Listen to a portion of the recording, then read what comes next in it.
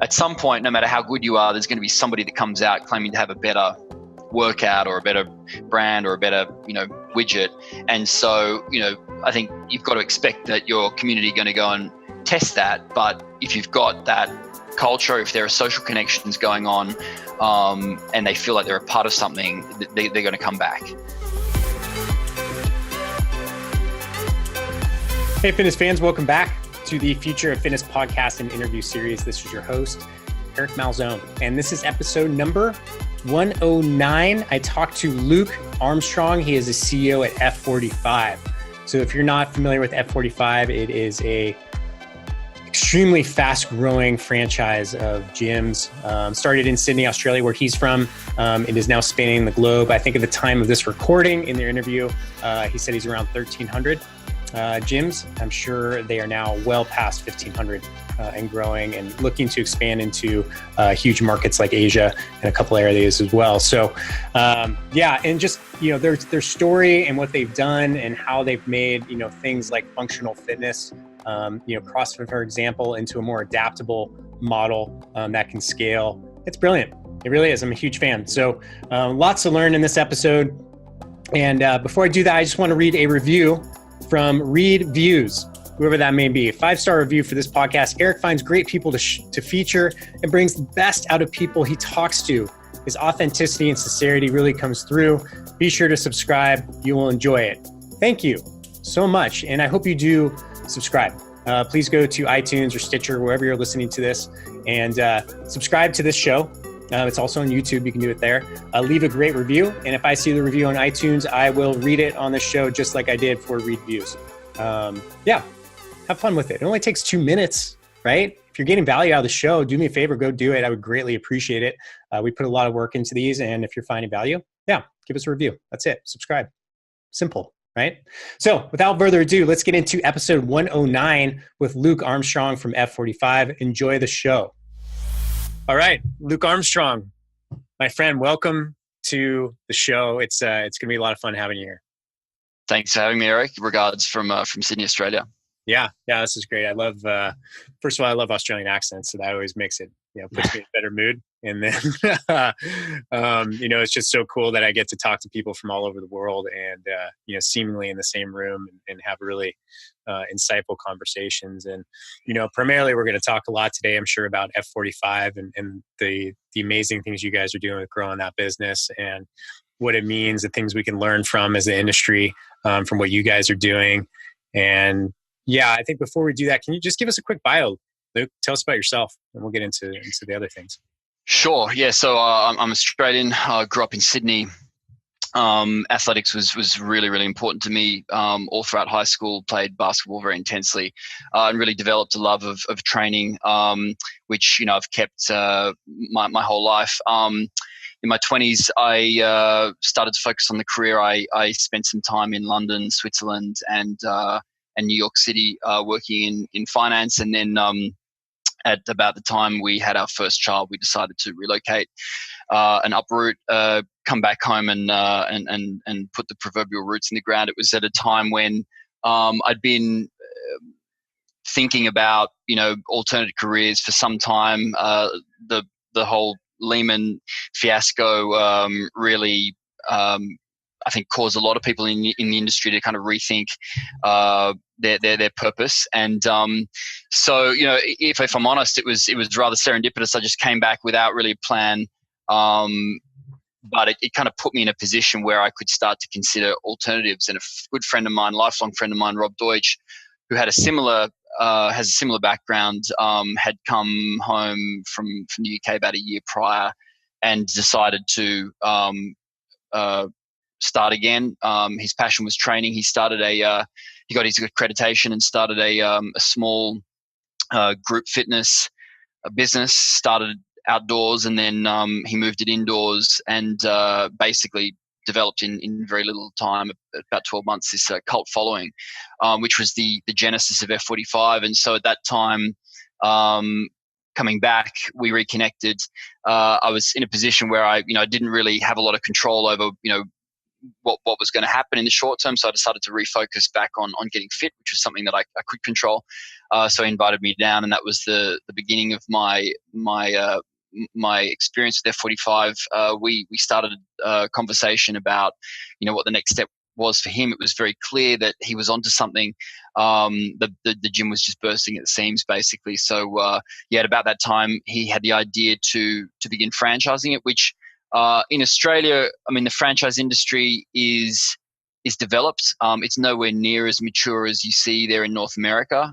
So it was very new. I mean, I have to admit, I don't think we knew very much about franchising then, but we had a sense that we knew that we needed to get big and get big quickly, because this was going to be something that was definitely going to trend. This, combining the community with short, sharp, highly varied workouts. And obviously that sounds a lot like CrossFit, but we deliberately, modified the movements so that it wouldn't require people to necessarily be at elite levels of fitness, or putting themselves in positions where they're perhaps prone to bad injury. So quite a different audience, predominantly female. About 2/3 of our membership are female, but love training and love the social aspect of it.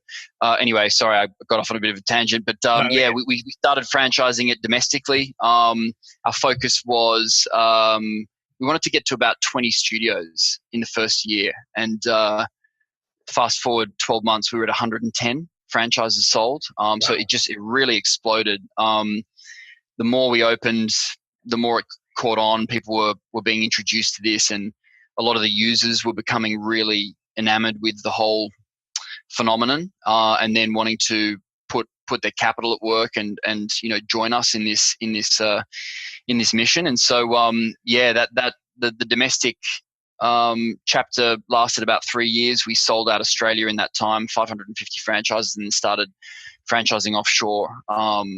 And for the most part, it was led by the inquiries, greatly helped by social media. We're now in nearly 40 countries. I think it's 38 countries at last count. 1,300 units sold. About 900 of those are open. Good presence, obviously, here in Australia, and then a growing presence there in North America, the UK, and shortly all over the world. Yeah, awesome. What a story, man! What a story. So I'm curious because, I'm going to draw probably unnecessary parallels to CrossFit, but I think, when you talk to CrossFitters, CrossFit coaches, they always have that experience that got them hooked on what it was. And you mentioned you went into F45 and you had an experience. What is that? What was that F45 initial experience that made you say, like, there's something special going on here? Like, what was it that hooked you? I think the genesis of F45 was just the realization that, some point between 17 and 25, the notion of deliberately moving became, something that went from being, you really look forward to. I mean, I used to love training. I used to love playing, to dreading going to the gym, dragging yourself to the gym, almost kind of finding any excuse not to go. Yeah. And it's a tragedy. And so I think for me, what resonated so strongly, so immediately, was that, I recognized this was community based. It was fun. There was a social element to it. There was also play. I mean, we're quite big on gamification. And yeah, it was something that you could, I thought immediately, like, this is something I could do every day.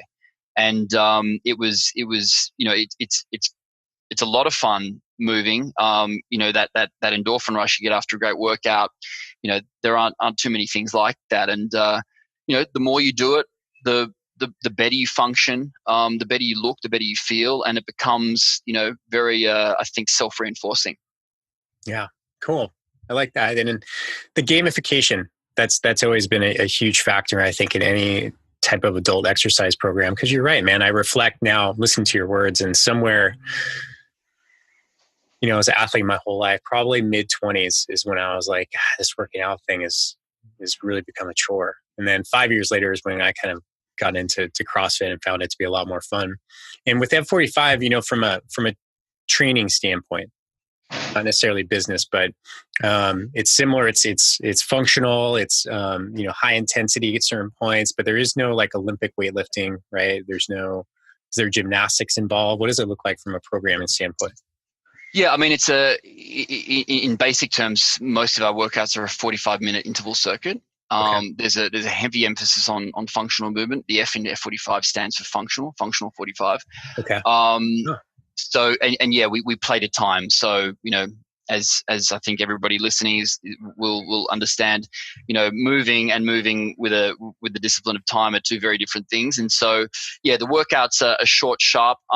We've become synonymous with high intensity interval training, but not all of our workouts are high intensity. We tend to alternate cardio and resistance to ensure that the whole body is getting worked.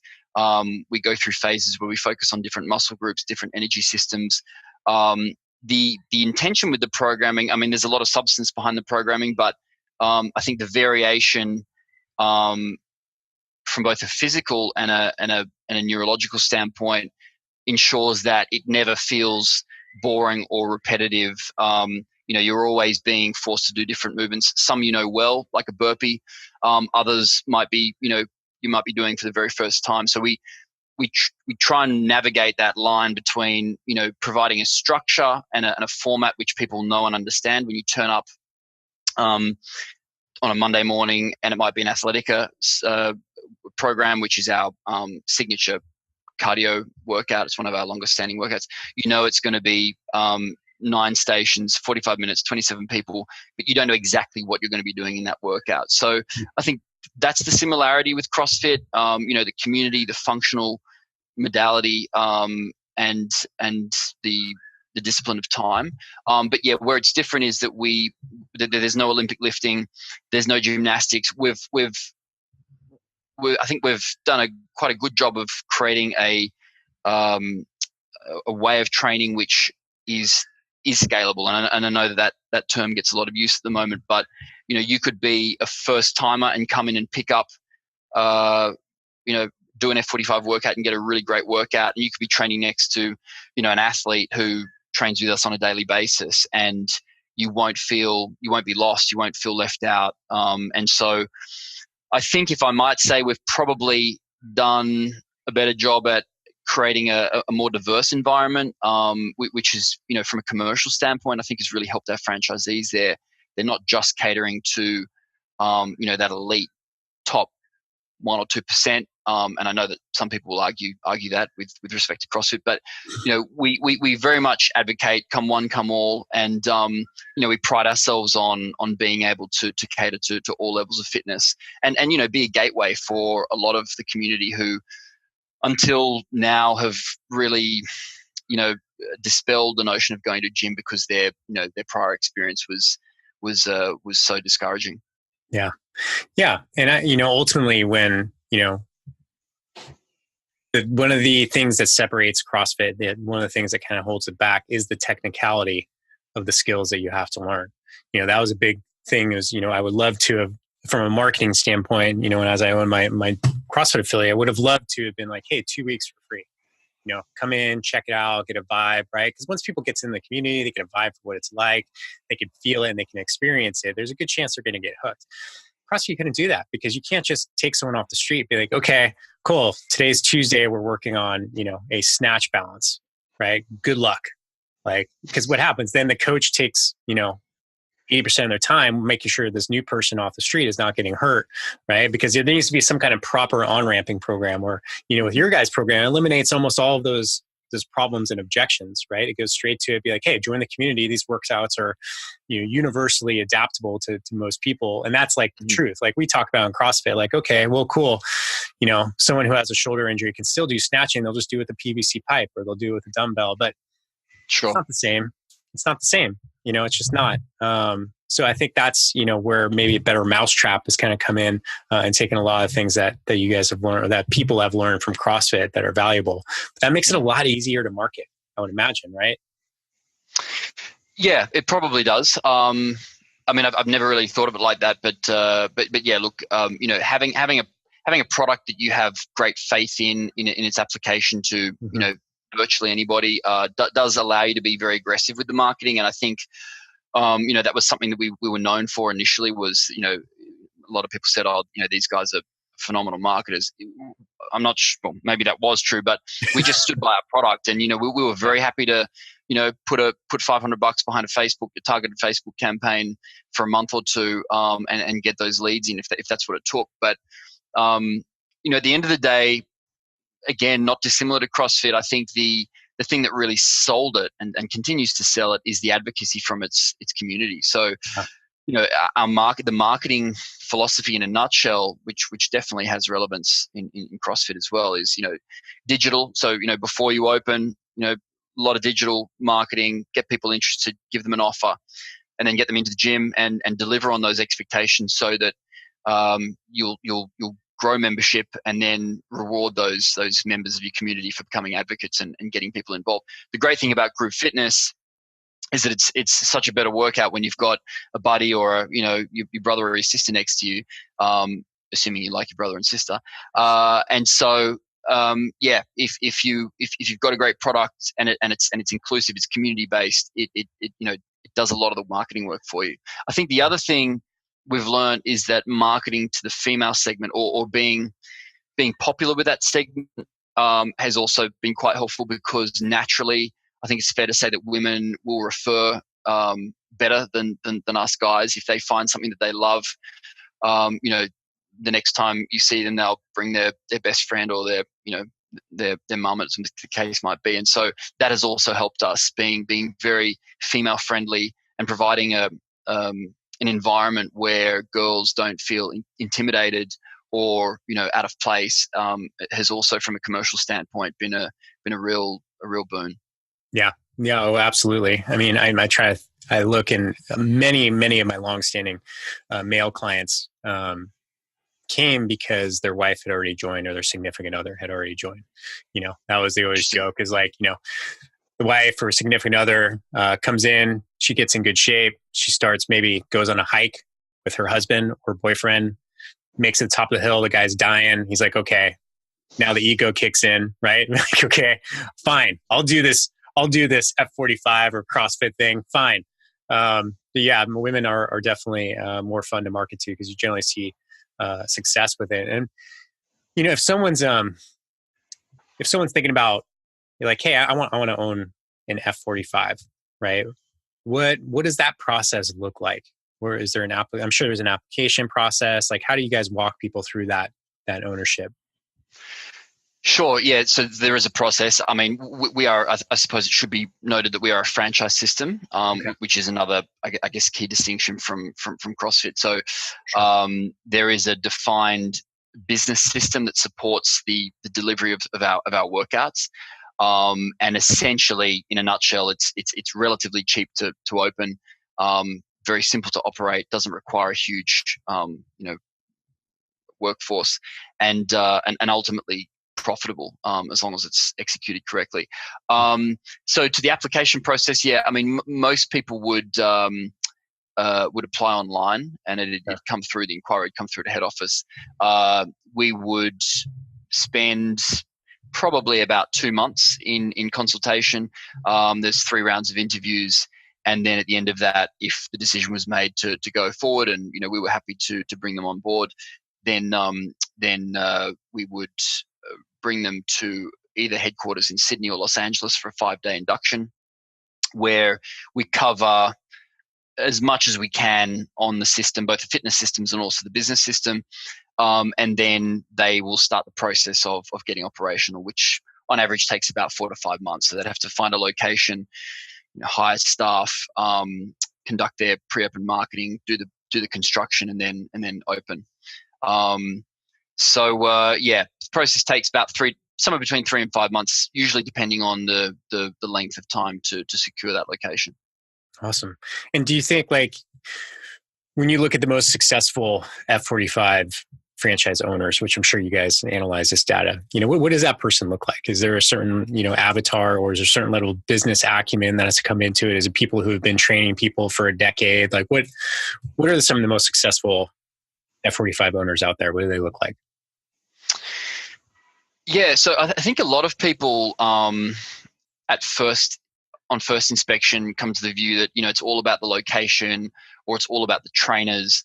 And both of those things are really important. But actually, what my experience has taught me, both as an observer and also as a franchisee myself, is that ultimately it's about the execution and how the quality of the delivery, both with regard to the business and also the customer. So, if I'm honest, we've got standout franchisees that come from all walks of life. They're not necessarily fitness pros.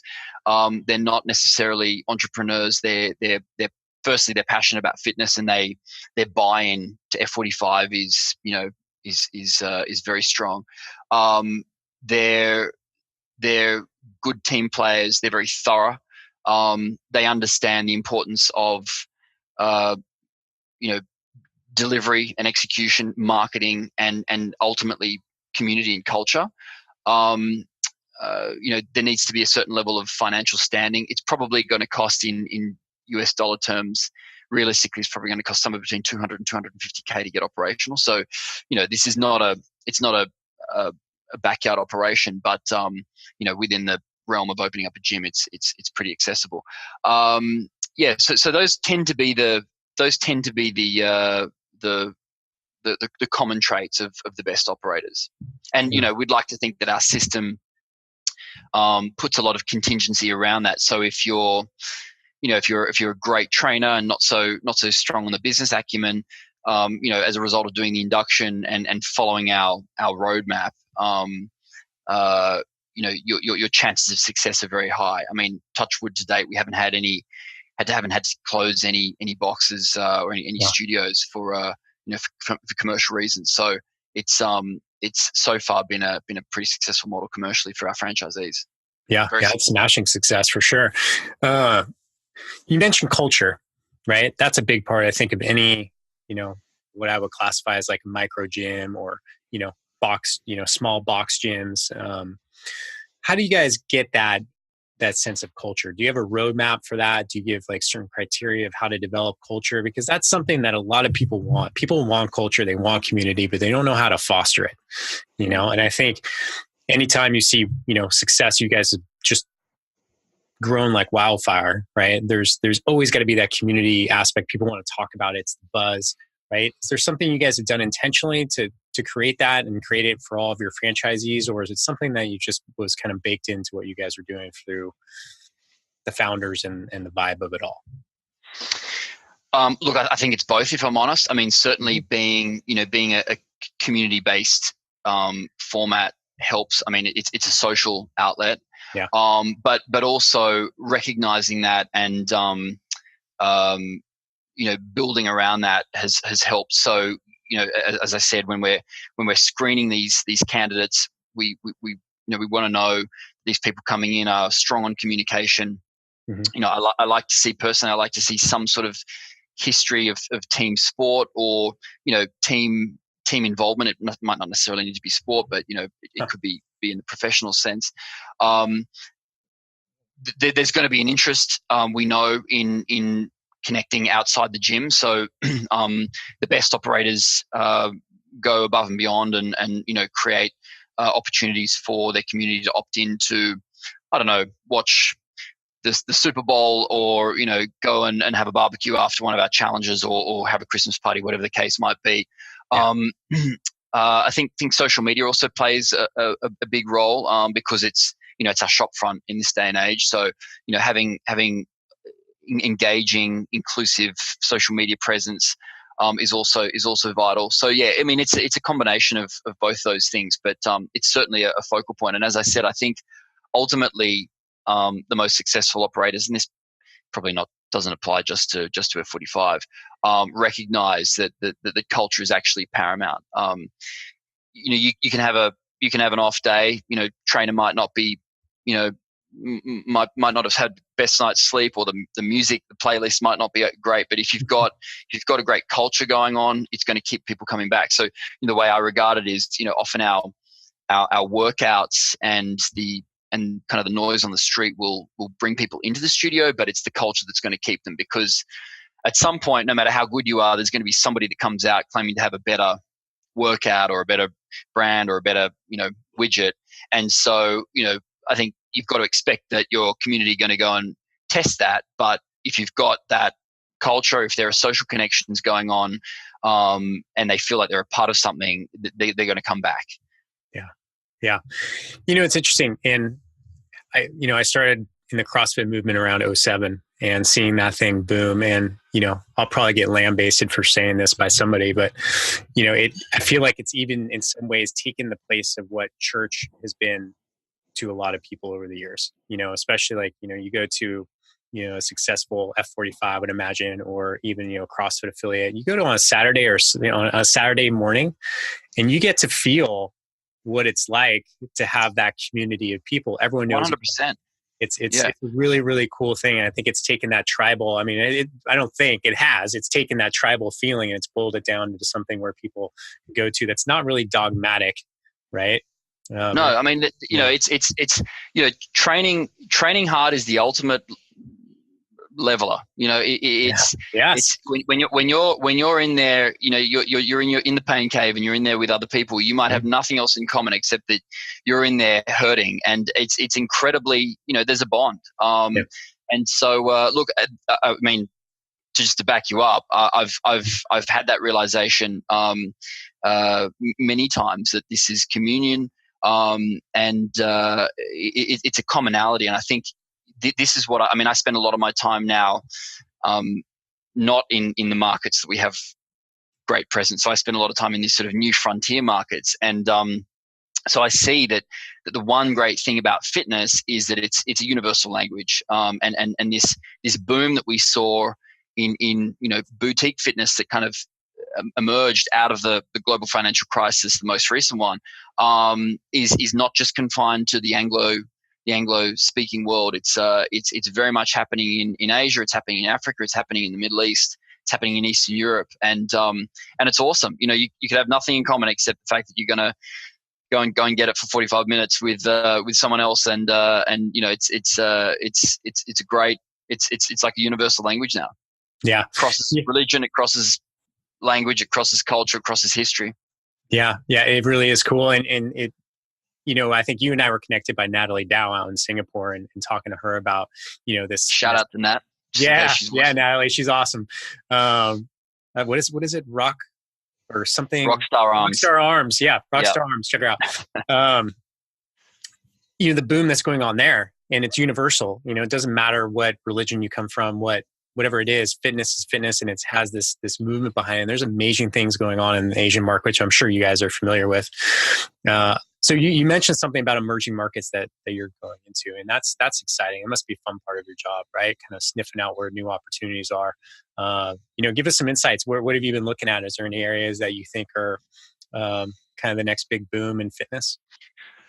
Look, I sound like the ultimate bull, I realize, but I think, as I said, all my experience so far has just taught me that this is a global trend. Some markets are ahead of others, but ironically and counterintuitively, I think the biggest opportunities are those markets where you don't see a clear precedent, because it can be very valuable being first, and it can be very valuable being the catalyst for that change.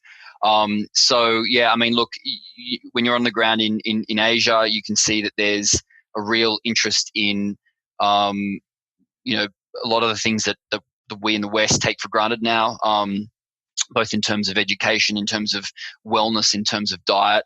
There are very exciting things going on, all throughout Southeast Asia. We've got 5 and shortly 6 F45 franchises open in China. It's cool seeing that we're able to go into a market where there's there's virtually zero language overlap. It's very different culturally, but we seem to have a language or modality there that resonates. We've got studios open in French Polynesia. We've just started franchising in South Africa, which is really starting to take off. We've got 3 open in Cape Town. We're about to open another one in Johannesburg and shortly Durban. The Middle East, I think, is also very interesting, and I know that there's a lot of interest. There's a lot of inquiry coming out of Eastern Europe as well. So, I think everywhere is very interesting, but I mean certainly for us, Asia is a very very good market at the moment. The proximity to Asia has helped us. Also, the presence of Aussie expats on the ground, it should be said, has also helped us because it allows us to bypass a lot of the early discovery when we're talking to somebody who came back home for Christmas and worked out with us and loved it and wants to take this to Hong Kong or London or China or wherever. It's definitely helped us grow being an Aussie brand with now Aussie franchisees in various parts of the world. We're big on travel, and so yeah, that has certainly helped us spawn very quickly. Yeah, awesome. Yeah, I had a great interview with Joseph Piers. He runs a CrossFit affiliate out of Amman, Jordan, and he's only one of 2 affiliates in Amman, which is like I believe 5 million in population. So you can see, and he's just people are coming in. He's growing, and there's just these markets that you never would have thought of, right, globally. That maybe this would be a good place to put a culture, community-based fitness modality. 100%. And I think when you talk about boutique in North America, names like SoulCycle, Barry's come to mind, and there's a place for them, no doubt. But what our experience has taught us is that that experience is not confined to the ultra premium precincts in the most densely populated urbanized cities. It's everybody wants to train like this. Everybody wants to connect socially. Everybody is increasingly time poor. Everybody wants to get results out of their training. So I think one thing that makes us quite unique within that segment is that we've been willing to go into these frontier markets and open up an F45 when there isn't really a precedent, and when a lot of people, frankly, probably say, I don't like your chances of sticking it out in Manila. So yeah, I mean, I think there are a lot of people who probably look at our growth and are saying, all right, well, this is clearly not something that's just a Sydney, New York, London phenomenon. There are people all over the world who will respond to this. I think the nice thing about our business model is that the franchise business model is that it offers the structure of a systemized business operation and a formula, but it also gives the operator enough flexibility to adapt it to their local market. So pricing, timetabling, and obviously language. That is all scalable. That can be adapted. But the core infrastructure, the skeleton of the business is already there, and they can just basically plug it in and play straight away. Yeah, and that piece, right, that structure is so incredibly valuable to there's so many coaches and trainers out there who feel that their next logical step when they want to stop trading their time for money directly, if they want to be a facility owner, right? And can tell you how many times I've talked to people who made that leap without the structure, without the mentorship, without systems, and they think just because, hey, I'm a great coach, I'm a great trainer, everything will fall in line. If I'm good at that, then the marketing will take care of itself, or the business systems. But it's not that case. And I would, if I was going back 10 years ago and I was opening my CrossFit affiliate, if someone had said, hey, here's a turnkey system, right, that'll just take care of the systems for you, we know it works, we've proven it in other markets, I would have been like, sign me up. That would have taken 5 years of my life back, most likely. Well, I think it's the great tragedy of a lot of small business is that those people, they find something that they love, that they're passionate about. They think, okay, I want to go and do X and do that for a living. And then, the kind of the minutiae of running a small business takes over, and a lot of them become, evolve to kind of hating it, which is really tragic. So, yeah, I mean, I suppose where we come in for those who aren't familiar with F45 is we basically at head office have devised systems and built resources that are very time intensive for the single operator. Things like marketing artwork or building websites or, figuring out what payment systems to provide. I mean, this is the stuff when you're a passionate fitness enthusiast, on sort of the rung of priorities, it's very, very low. But actually, if you're running a business, it's very important. So, where we add value to our franchisees is we basically give them this infrastructure. We've already tested it. They don't have to spend any time researching where to get equipment, what payment provider to use, what CRM to use. They can just, implement this straight away. And then because the business is largely automated, or those time-intensive parts of the business are automated, it frees up their time so they can focus on the areas that they can really add value, which is, delivering a great experience and growing their membership and retaining that membership through high levels of service and client satisfaction. So, we heard a lot of this. I mean, we've got franchise partners who come from many different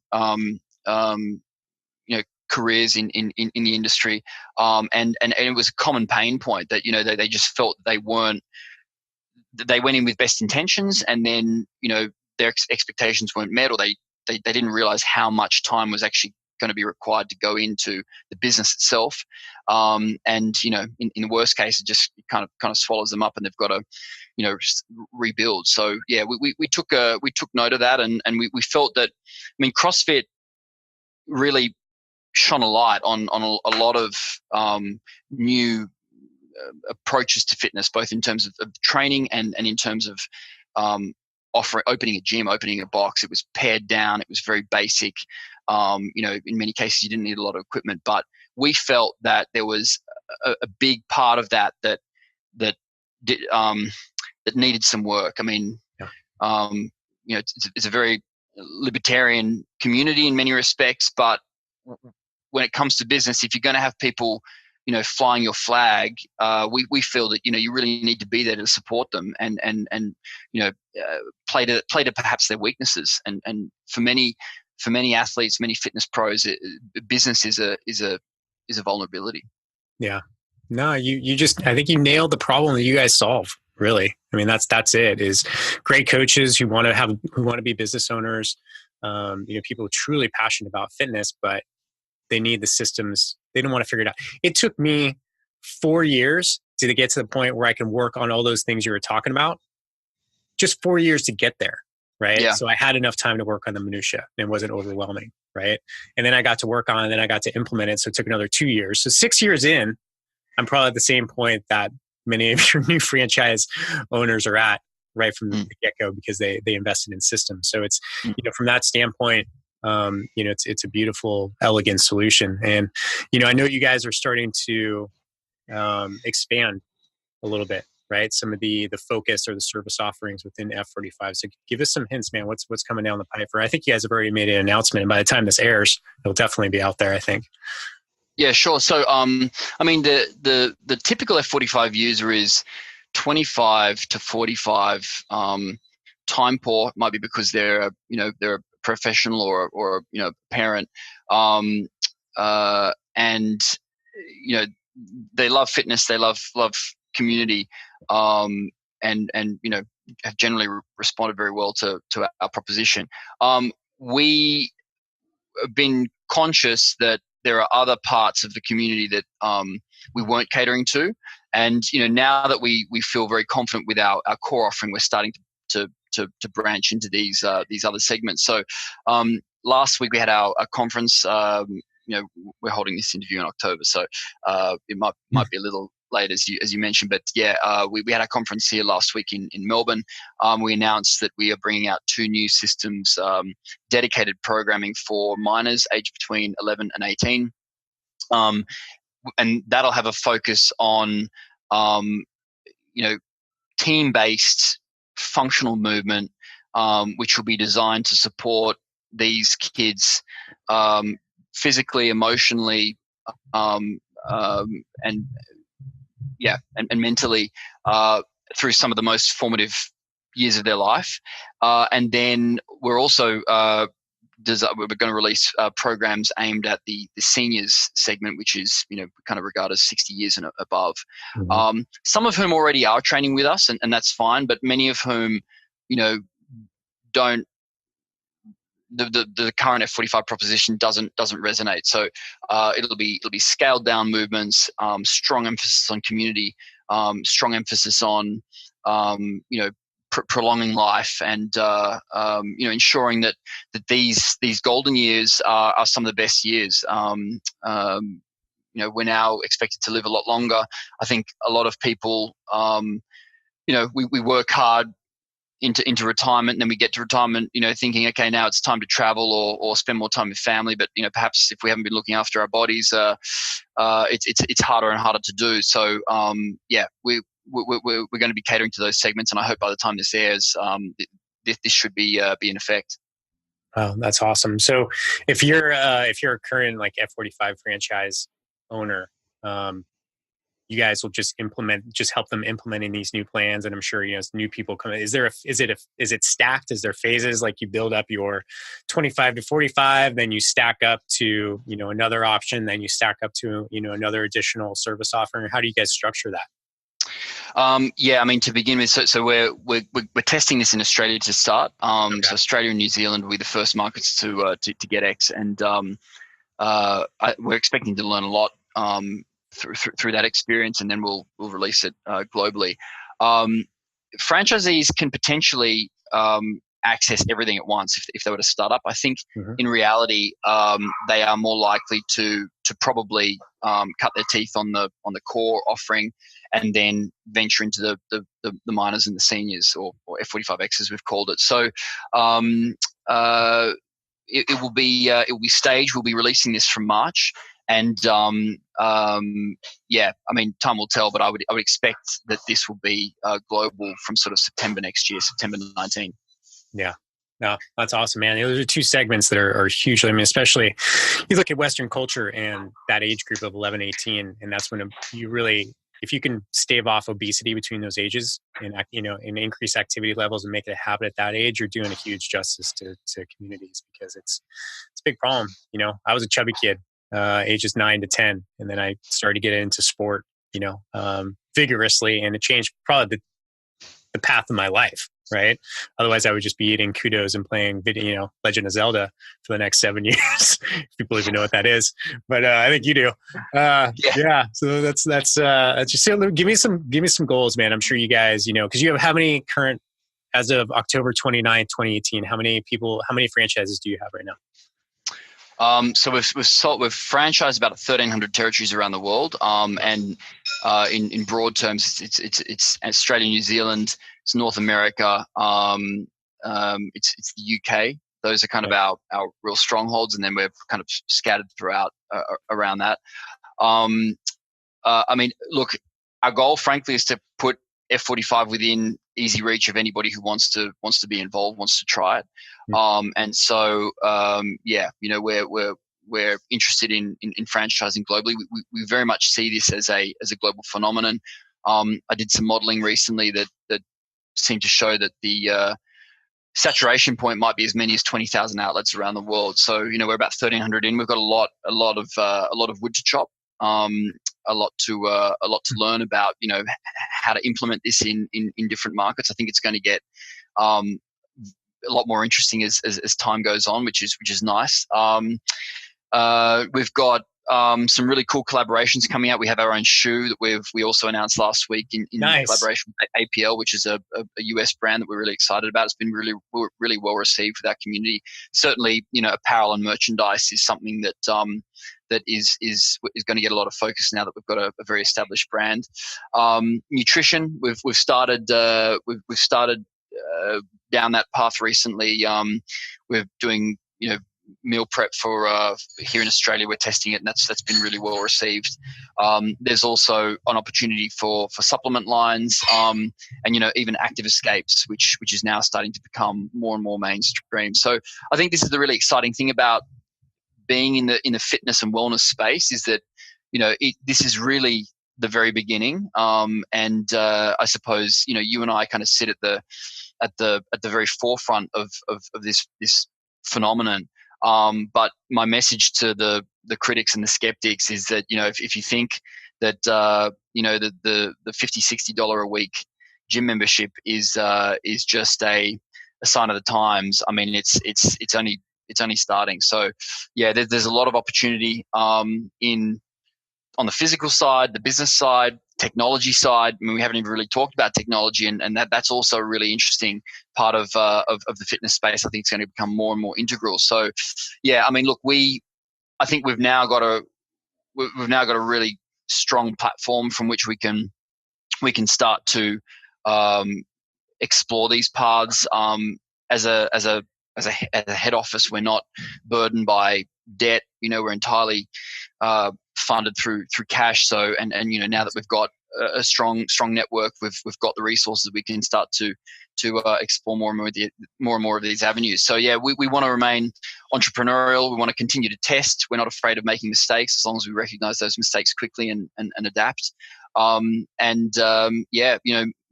Meeting more people and kind of growing this movement as time goes on. That's probably the one thing about this job that I love the most is, connecting with people like you who, in all honesty, in my line of work 10 years ago, I would have had zero chance of connecting with, and going down this path together, and getting as many people involved in wellness and health as possible. Yeah. It's such a fascinating industry because it's so young, and we're just figuring it out. I mean, less than 50 years, really. In Australia, it's probably less than 30 years old, right? And it's a cool ride. And I love what you guys are doing. As everything about it. I think as you mentioned technology. As technology takes a bigger role in the world of fitness and health, you look at all the ways it could possibly be applicable through AI, VR, AR. You name it. All that I've talked about them all. And what's missing in all those components is that community-based fitness where people can go somewhere, like be with people, like not just on your phone on a Skype call, but actually be with people, touch them, smell them, right? Like all these things that happen when you get communities together. That, if anything, technology is going to drive things one way, and then humanity is going to push things towards the way of F45, of CrossFit affiliates, things like that, where it's just community oriented. So I love what you guys are doing, man. And I really appreciate coming on, sharing a lot of the insights of how you do things, because I think a lot of people will find it valuable and hopefully get behind it as well. Awesome. Well, thank you very much for having me. I very much look forward to the day when we're in the same city at the same time. We can go and do a workout and grab a beer and chew the fat. Yeah, that'll happen. That's happening for sure. Yeah. Ladies and gentlemen, Luke Armstrong from F45. Thanks for having me on. Hey, fitness fans, don't leave yet. It's your host, Eric Malzone, and I have a quick favor to ask. Actually, 3 favors. So, number 1, if you're a fan of our show, I ask you to do something that takes under 3 minutes. Go to iTunes, please, and subscribe to our show.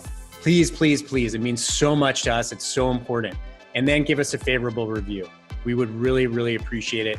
And I can't tell you how much it means and helps us out. So it only takes 2 minutes of your day, and it means a lot to us. So please do that. Number 2, go to our YouTube channel, or Fitness Marketing Alliance, and please subscribe to our YouTube channel there. Number 3, if you like this episode or any of the episodes that we've released, share it on social.